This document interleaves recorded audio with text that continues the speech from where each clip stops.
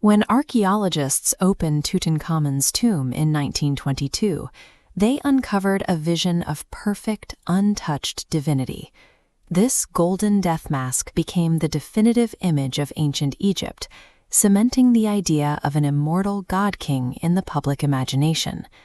Almost immediately, sensationalized headlines began to surround the excavation. The press spun tales of a pharaoh's curse, creating a modern myth that the tomb was guarded by a mystical deity who brought doom to any trespassers. Modern statistics show no meaningful difference between the lifespans of those present at the excavation and the general public. George Herbert, Lord Carnarvon, the backer whose death supposedly proved the curse, succumbed to a mosquito bite that became infected, complicated by years of poor health. For decades, the public fixated on magical hexes and golden idols, looking past the actual, tangible evidence left behind. The physical artifacts sitting in the Cairo Museum held secrets rooted in genetic tragedies and alien metals. To understand the real Tutankhamun, we have to strip away the gold and abandon the mythology. We must treat his 3,300-year-old mummified remains as a forensic cold case. Ancient Egyptian royalty routinely practiced incest to preserve their supposedly divine bloodlines. Modern DNA testing on Tutankhamun's remains traced his exact lineage, identifying his biological father as the pharaoh Akhenaten, and proving his parents were full brother and sister. We can map the physical toll of that extreme inbreeding on this skeletal model. Tutankhamun was born with several genetic vulnerabilities, including a cleft palate in his upper jaw and a rare, painful condition in his left foot called Kohler's disease. Kohler's disease involves avascular bone necrosis.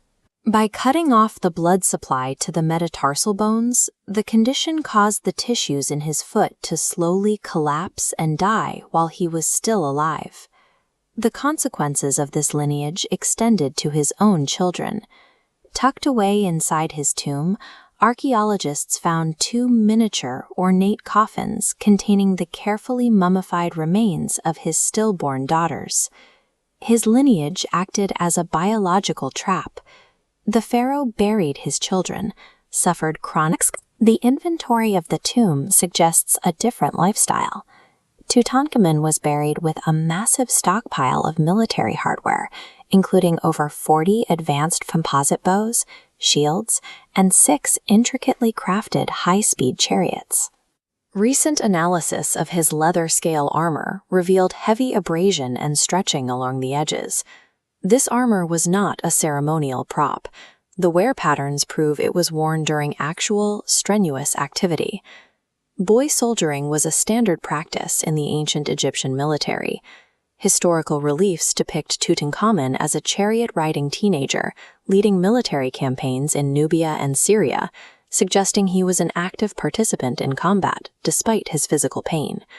Those 130 walking sticks served as both mobility aids and symbols of authority for a boy warrior whose drive to fight contradicted his failing body.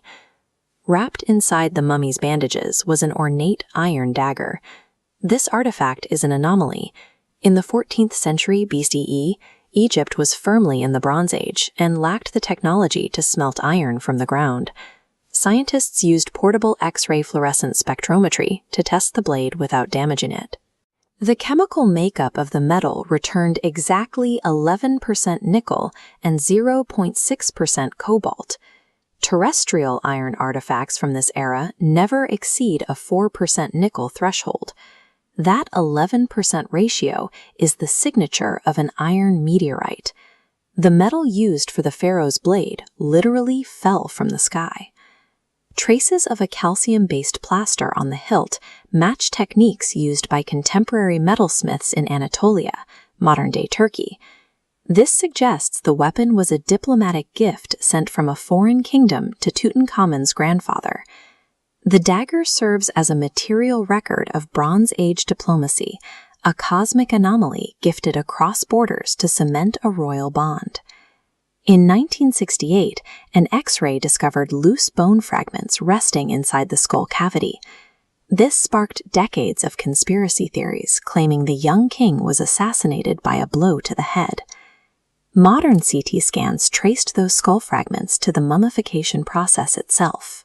The damage occurred after death, a result of the rough handling required to stabilize the body for burial. The scans located the actual fatal injury, a massive compound fracture to the left thigh bone. The jagged, unhealed break suggests he suffered a catastrophic accident, likely a chariot crash, shortly before his death.